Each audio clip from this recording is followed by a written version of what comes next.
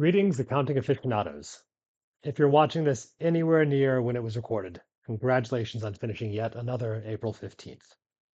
Now that you've taken a week or so and a breath, it's time to think about how we can make next year an even better experience. And one of the best ways to do that is to look at what modern software offerings are now available to you. In front of you, you have a modern depreciation product with cost segregation built right in.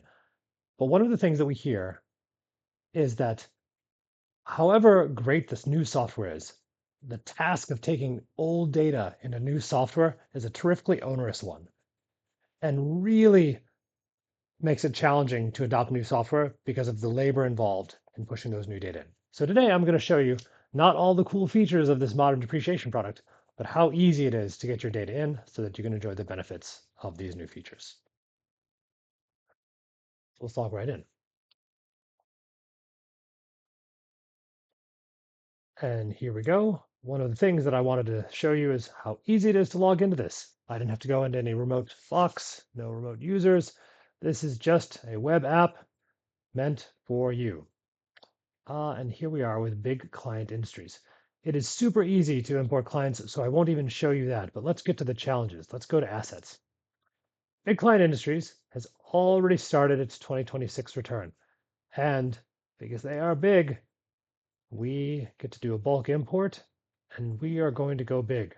And so the file that I'm going to select is a 10,000 asset CSV. And here we go. Already, because that client was around last year, we have a mappings file that knows about that client. But even if we didn't, this is automatically surfaced to the user where you get to do the mappings between the columns that are present in the CSV and those that are expected of the software. AI, of course, is used in this case to help identify those, to call out places where there are likely mismatches or where the AI is not so sure. Here we've done it automatically. Let's preview the data. I have included something here that was quite intentional. Errors. That is because in the file which was uploaded, it included a bunch of assets which were actually disposed of the prior year. And so those, of course, we don't want to load into our software.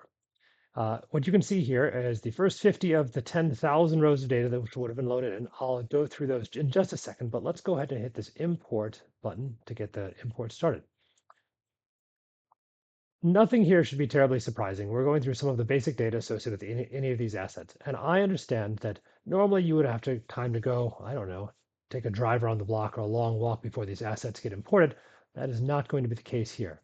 But before we actually import them, let me note the warnings. We call out the errors. What are the warnings about? Well, here's a case where the spreadsheet, the CSV said GDS, and we chose to normalize it to GDS 200.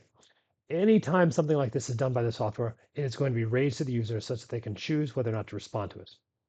Now, if I go down, oh, we're already done. It was completed in 24.9 seconds, which means we were moving at a clip of 398 assets per second, and we get to go and view them right now. And not just in some sort of preliminary view, we are actually in the software, and it is doing things, as you can see. The annual depreciation is spinning away, and here is that total based on all of the data which are below.